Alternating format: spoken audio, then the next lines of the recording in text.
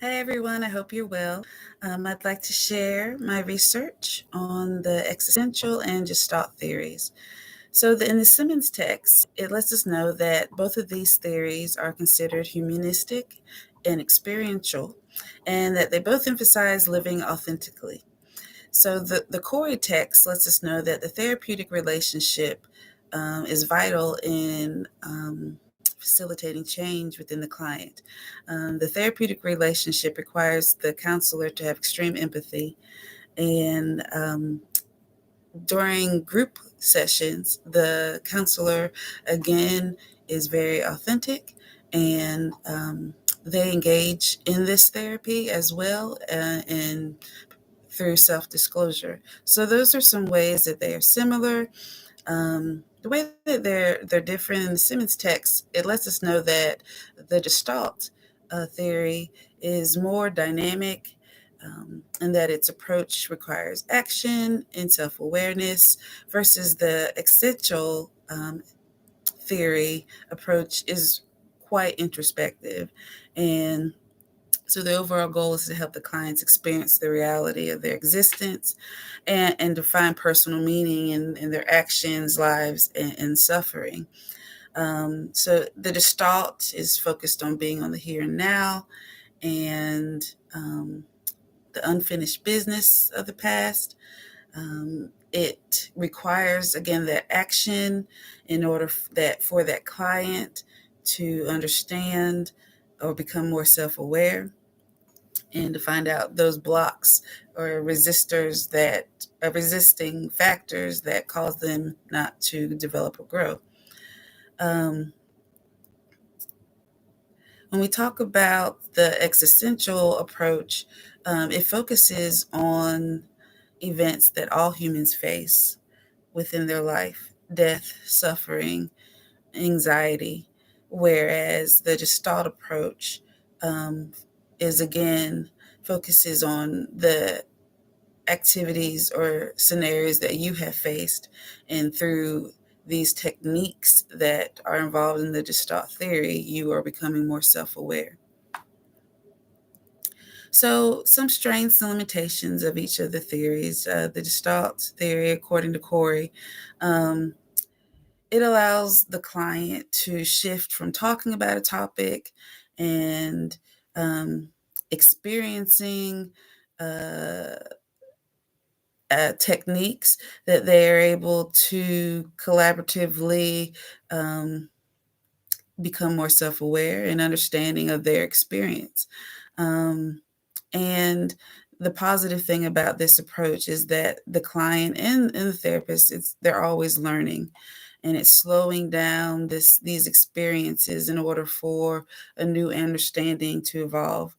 Um, when we talk about some of the limitations, um, it if a client is not necessarily ready to participate in these techniques where they are experiencing feelings and emotions from previous events, it could cause harm to the client. Um, and if they're emotionally reserved, not willing to share, the approach could pose to be ineffective. When we talk about existential approach, um, again, the therapeutic relationship is very positive, with that empathy, and that it is can all individuals can benefit from this approach, because we all have faced suffering within our lives. We've all had to face death or dealing with death in our lives. We all have had to experience love and anxiety. So, regardless of someone's culture, um, or demographic, or um, it, it can relate to them, just because it is a very personal um, therapy approach.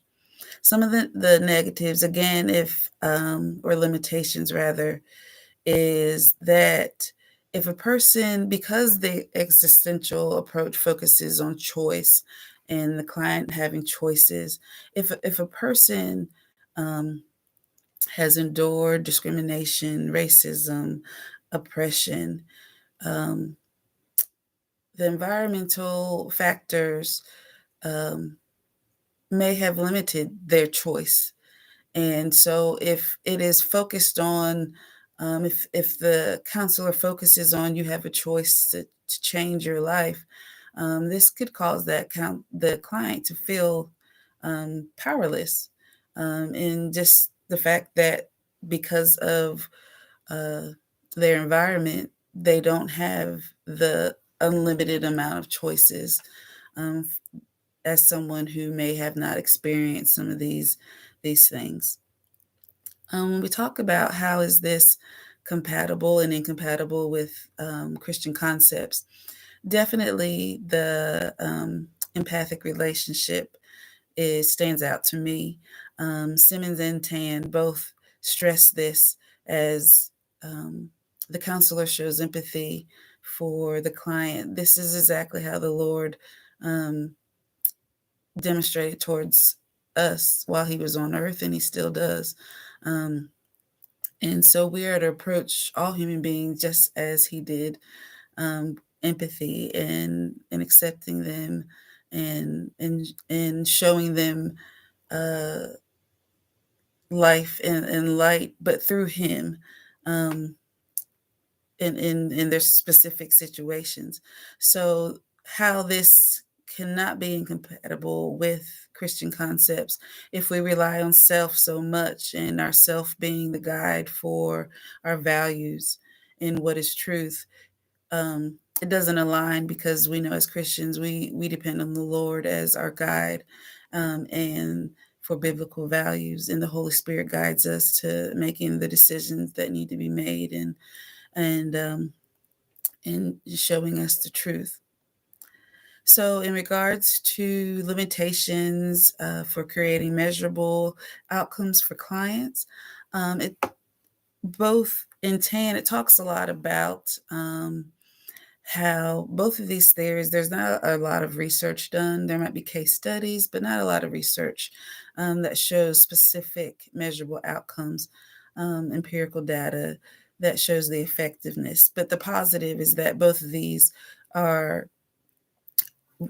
constantly being evaluated with new studies to show different aspects of these approaches or techniques that can be deemed effective in the therapeutic setting.